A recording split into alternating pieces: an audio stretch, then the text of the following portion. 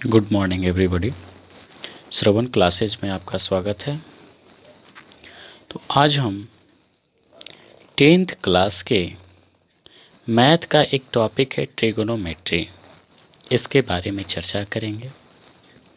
सबसे पहले आप लोग अगर अभी तक हमारे चैनल को सब्सक्राइब नहीं किए हैं तो सबसे पहले चैनल को सब्सक्राइब कर लें, साथ में बेल आइकन को भी दबा दें ताकि जब भी वीडियो यानी न्यू वीडियो को अपलोड किया जाए तो सबसे पहले नोटिफिकेशन आपके पास पहुंचे।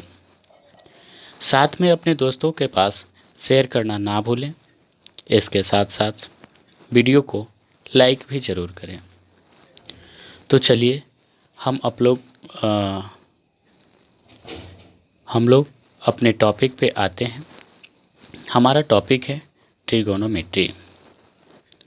तो जैसा कि हम लोग देख रहे हैं, ट्रिगोनोमेट्री और इसका हिंदी रूपांतरण है त्रिकोणमिति। तो सबसे पहले हम लोग इसके अर्थ को समझेंगे कि इसका अर्थ क्या है। ध्यान दीजिए, यहाँ पे हम ट्रिगोनोमेट्री में से ट्राई को अलग किए हैं, गॉन को अलग किए हैं और मेट्री जो है मेट्रॉन वर्ड से बना है। ट्राई का अर्थ होता है 3, गॉन का अर्थ होता है साइड और मेट्रॉन का अर्थ होता है मेजरमेंट। 3 यानी 3 और साइड को हम लोग हिंदी में भुजा बोलते हैं और मेजरमेंट यानी मापन से संबंधित है। जहाँ तक त्रिकोणमिति में हिंदी रूपांतरण का सवाल है, तो जिस तरह से हम लोग ट्रिगोनोमेट्री में ट्राई, गॉन और मेट्री जो है मेट्रॉन वर्ड से बना है, इस तरह से हम लोग यहाँ पे अलग किए हैं। उसी तरह से त्रिकोणमिति से हम लोग त्रि को अलग किए, कोण को अलग किए और मिति को अलग किए हैं। जी हाँ, त्रि का अर्थ होता है 3, कोण का अर्थ होता है कोण और मिति का अर्थ होता है मापन। जी हाँ, ध्यान दीजिएगा, बिल्कुल अच्छा समझ पा रहे हैं आप लोग। देखिए, इन दोनों जगह पे कॉमन क्या है? 3 यहाँ भी है और 3 यहाँ भी है। मापन यहाँ भी है और मापन यहाँ भी है। 2 वर्ड तो कॉमन आ रहा है, यानी 3 और मापन। बच गया हम लोगों का एक भुजा और एक कोण। तो आप लोग यहाँ पे अंदाज लगा सकते हैं कि वह कौन सा आकृति है जिसमें 3 भुजा और 3 कोण होते हैं। बोलिए। जी हाँ, बिल्कुल सही बोल रहे हैं आप लोग, त्रिभुज होते हैं। यानी त्रिकोणमिति में हम लोग त्रिभुज का यूज करते हैं। अब सवाल है कि त्रिभुज, कौन सा त्रिभुज का यूज करते हैं? अब कौन सा त्रिभुज का यूज करते हैं, उस त्रिभुज का यूज करने के लिए हम लोग त्रिकोणमिति के परिभाषा से मिलते हैं। त्रिकोणमिति का परिभाषा कहता है कि त्रिकोणमिति गणित की वह शाखा है। ध्यान दीजिएगा, हम एक एक वर्ड को समझाएंगे, एक एक वर्ड को समझेंगे हम लोग। आपका ध्यान बोर्ड पे होना चाहिए। बिल्कुल, त्रिकोणमिति गणित की वह शाखा है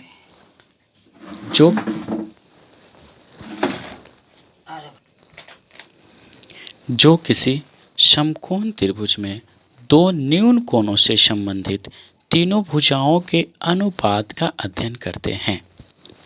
जी हाँ, फिर से ध्यान दीजिए, कहता है त्रिकोणमिति गणित की वह शाखा है। यानी त्रिकोणमिति जो है गणित का एक ब्रांच है, एक पार्ट है, एक हिस्सा है। जिस तरह से एक ब्रिज होता है और एक ब्रिज में बहुत सारी शाखाएं होती है, उसी तरह से हमारा जो गणित है उसका एक शाखा त्रिकोणमिति भी है, जो किसी भी समकोण त्रिभुज में। अब समकोण त्रिभुज किसे कहते हैं, इसके बारे में विस्तार से समझेंगे हम लोग। 2 न्यून कोणों से संबंधित। अब न्यून कोण क्या होते हैं? इसके बारे में भी हम लोग समझेंगे। साथ ही तीनों भुजाओं के अनुपात का अध्ययन, यानी तीनों भुजाओं बोले तो समकोण त्रिभुज, यानी त्रिभुज में जो तीन भुजा उपस्थित होंगे उन तीनों भुजाओं के अनुपात का अध्ययन करेंगे। अब यहाँ पे सबसे पहले हम लोग समकोण त्रिभुज के बारे में समझेंगे, उसके साथ न्यून कोण और साथ में हम लोग अनुपात का भी बात करेंगे।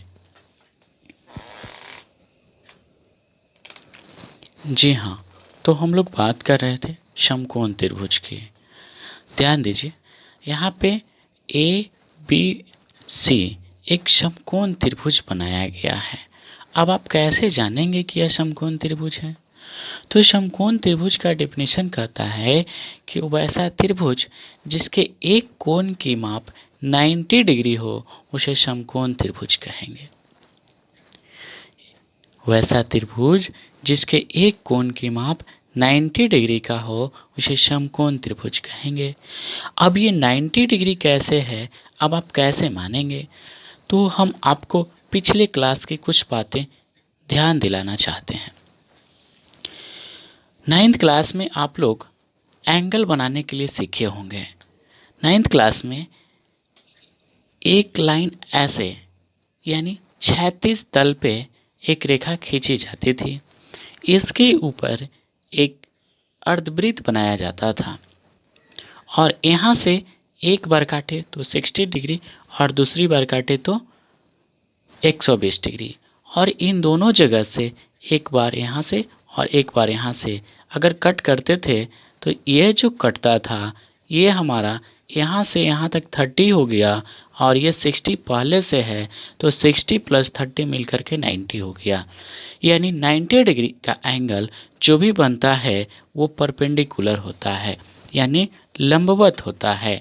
तो यहाँ पे आप इस फिगर में देख पा रहे होंगे कि ट्रायंगल ए बी सी में जो साइड ए बी है वो पूर्णतः परपेंडिकुलर है, अर्थात हम लोग कह सकते हैं कि ए बी बी सी पे परपेंडिकुलर है, यानी वैसा त्रिभुज जिसके एक कोण की माप 90 डिग्री हो उसे समकोण त्रिभुज के नाम से जानते हैं। तो समकोण त्रिभुज मुझे लगता है कि क्लियर हो गया। अब सवाल है न्यून कोण का। तो न्यून कोण कहता है कि वैसा त्रिभुज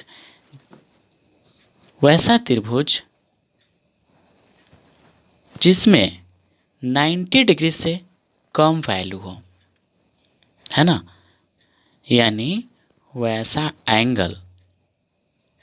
ध्यान दीजिए, न्यून कोण के बारे में हम लोग समझ रहे हैं, यानी वैसा एंगल जो 90 डिग्री से छोटा हो उसे हम लोग न्यून कोण के नाम से जानते हैं। तो यहाँ पे हम लोग जानते हैं कि किसी भी ट्रायंगल का सम 180 डिग्री होता है। इसमें से एक एंगल आपका 90 डिग्री हो गया तो बाकी दो एंगल का सम 90 डिग्री होगा। यानी देखा जाए, यानी ये 90 डिग्री एंगल बी है और ये जो 90 डिग्री बचेगा एंगल ए और प्लस एंगल सी दोनों मिलकर के बचेगा। अब यहाँ पे अगर ध्यान दिया जाए, अगर ए को हम 30 मानेंगे तो सी 60 हो जाएगा, अगर ए को 60 मानेंगे तो सी 30 हो जाएगा, अगर ए को 45 मानेंगे तो सी 45 हो जाएगा, अगर ए को 1 डिग्री मानेंगे तो सी 89 डिग्री हो जाएगा, अगर ए को x डिग्री मानेंगे तो सी 90 - x डिग्री हो जाएगा। ध्यान दे पा रहे हैं आप लोग? यहाँ पे देखिए, जो भी एंगल लिया गया है सब 90 डिग्री से छोटा है। और न्यून कोण का डिफिनेशन हम लोग क्या जाने कि वैसा एंगल जो 90 डिग्री से छोटा हो उसे हम लोग न्यून कोण के नाम से जानते हैं। तो अब आप लोग यहाँ पे समझ पा रहे होंगे कि एंगल ए और एंगल सी जो है न्यून कोण का काम कर रहा है, यानी एक्यूट एंगल का काम कर रहा है। अब इसके बाद सवाल आता है अनुपात समझने का। तो अनुपात समझने से पहले हम समकोण त्रिभुज यानी राइट एंगल ट्रायंगल का जो प्रॉपर्टी होता है उसके बारे में हम समझते हैं। समकोण त्रिभुज कहता है कि 90 डिग्री के सामने जो साइड होगा उस साइड को हम लोग हाइपोटेनस के नाम से जानते हैं, और हाइपोटेनस को हिंदी में कर्ण बोलते हैं। हाइपोटेनस का फर्स्ट लेटर एच है, इसलिए इसे एच से डिनोट किया गया है। बाकी हमारे पास दो साइड बचा, एक साइड ए बी है और दूसरा साइड बी सी है। अब सवाल है कि किस साइड को परपेंडिकुलर बोलेंगे और किस साइड को बेस बोलेंगे। तो यहाँ पे ध्यान देना है, यहाँ पे प्रश्न पे डिपेंड करता है, क्वेश्चन पे डिपेंड करता है कि आपका क्वेश्चन जो है किस बेसिस पे पूछा जा रहा है। जिस एंगल के माध्यम से पूछा जाएगा उस एंगल के सामने वाला साइड जो होगा परपेंडिकुलर कहलाएगा और बाकी बचे हुए साइड आपका बेस कहलाएगा। तो यहाँ पे हम लोग एंगल सी से लेकर चले हैं। एंगल सी के सामने आपका साइड ए बी है, यानी ए बी को परपेंडिकुलर बोलेंगे। परपेंडिकुलर का फर्स्ट लेटर पी होता है, इसलिए इसे हम लोग पी से डिनोट किए हैं और परपेंडिकुलर को हिंदी में लंब के नाम से जानते हैं। तो हमारा बी सी साइड बच गया, और जो साइड बच गया उसे हम लोग बेस बोलेंगे, यानी आधार। बेस का फर्स्ट लेटर बी है तो इसे बेस यानी बी से डिनोट किए हैं। अगर यही हम लोग एंगल ए से चलते हैं, ध्यान दीजिए, अगर एंगल ए से चलते तो एंगल ए के सामने का साइड बी सी है जो कि परपेंडिकुलर हो जाता, और जो साइड ए बी बचता वो बेस हो जाता। मैं समझता हूँ कि यहाँ तक आप लोग समझ गए होंगे और कोई प्रॉब्लम नहीं होना चाहिए। जी हाँ, बिल्कुल भी नहीं होना चाहिए प्रॉब्लम। अब हम लोग आगे बात करते हैं अनुपात की। अनुपात क्या है? अनुपात कहता है कि कोई भी संख्या में किसी दूसरी संख्या से जब भाग दी जाती है तो उसे अनुपात के नाम से जानते हैं। अनुपात यानी बट्टा में होगा x बट्टा पाई।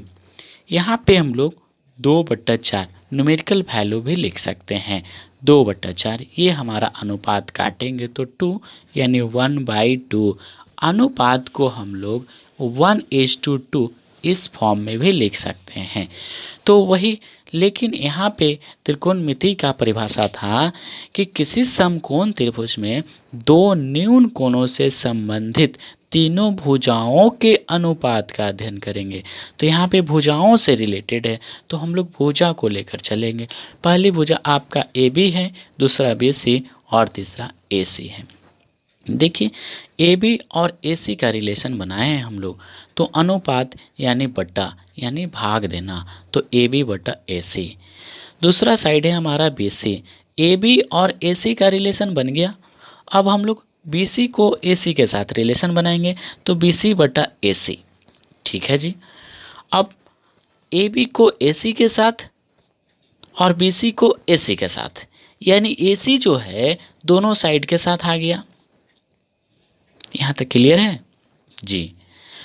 तो अब हम लोग ए बी और बी सी को एक साथ ला करके रिलेशन बनाते हैं, यानी ए बी बटा बी सी। ये 3 अनुपात हमारा सीधा सीधा बन गया।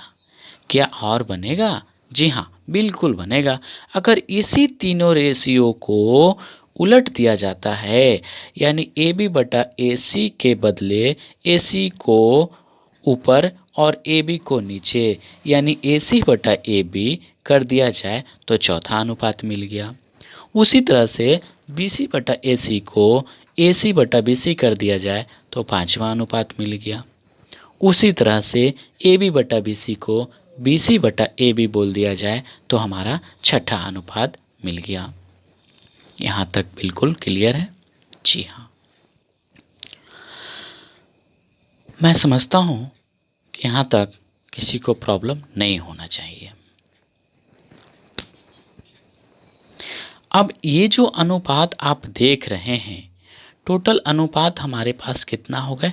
6 हो गए, यानी 3 सीधा और 3 उल्टा।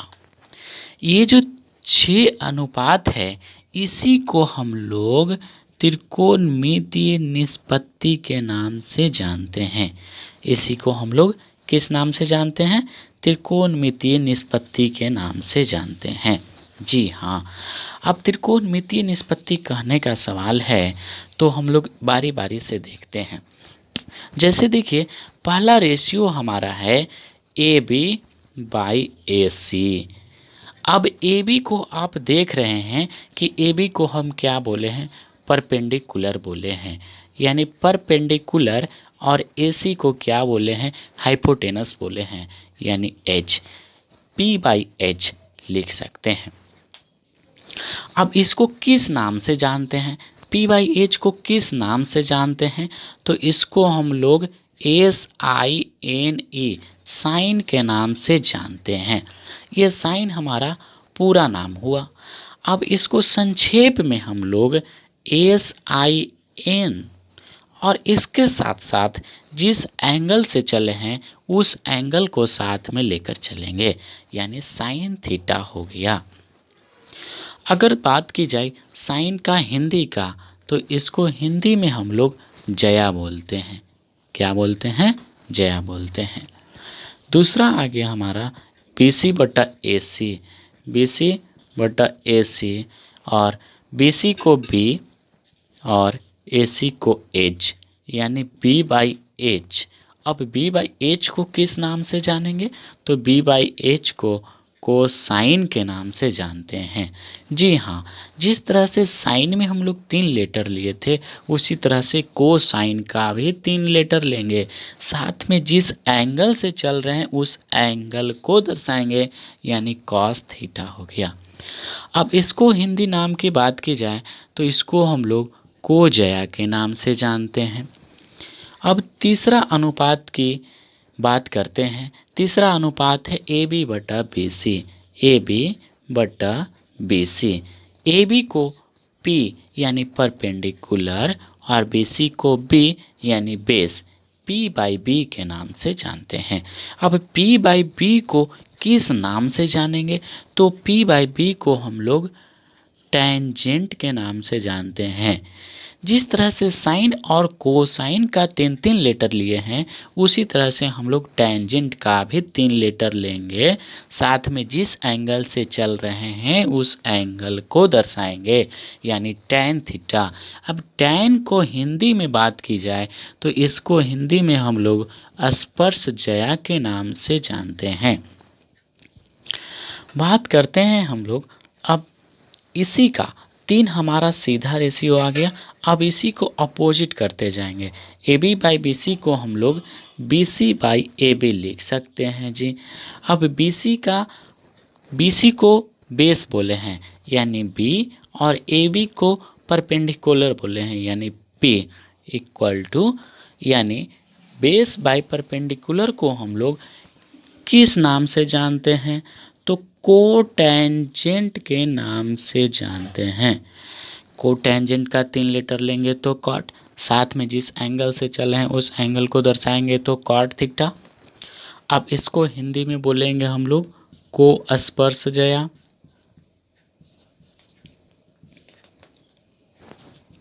पांचवा रेशियो हो जाएगा हमारा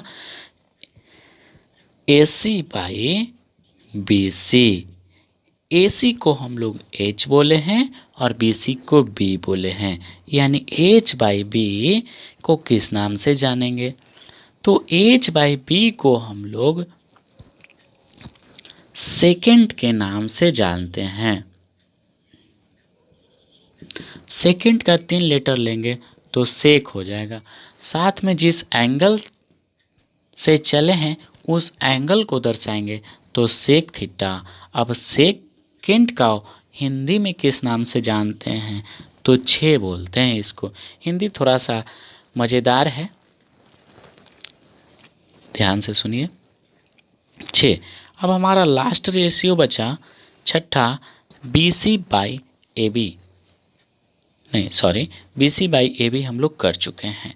छठा हमारा बचा ए बी बाई ए सी को अपोजिट करेंगे तो ए सी बाई ए बी हो जाएगा, यानी ए सी को एच बोले हैं और ए बी को पी बोले हैं, यानी हाइपोटेनस बाय परपेंडिकुलर को किस नाम से जानते हैं, तो हाइपोटेनस बाय परपेंडिकुलर को हम लोग कोसेकेंड के नाम से जानते हैं। और कोसेकेंड को अगर 3 लेटर लेते हैं तो हमारा कॉस हो जाएगा, जो कि ऊपर आ चुका है।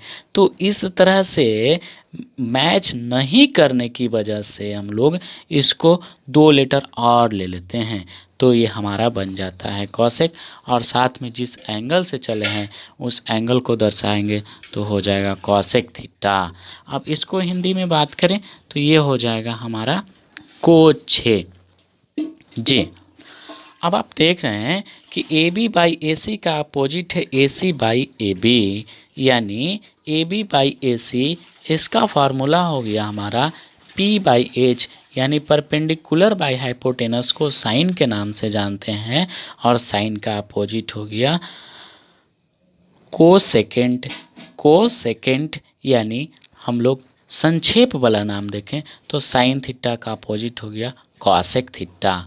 उसी तरह से b बाई एच का अपोजिट हो गया h by B by H को कॉस थीटा के नाम से जानते हैं, तो कॉस थीटा का अपोजिट हो जाएगा सेक थीटा। उसी तरह से p बाई बी का अपोजिट हो गया b बाई बी, यानी परपेंडिकुलर बाई बेस को हम लोग टैन थीटा के नाम से जानते हैं, तो बेस बाई परपेंडिकुलर को हम लोग कॉट थीटा के नाम से जानेंगे, जो कि टैन थीटा का अपोजिट होगा। तो अभी तक हम लोग त्रिकोणमिति से 6 बेसिक फार्मूला देखे हैं।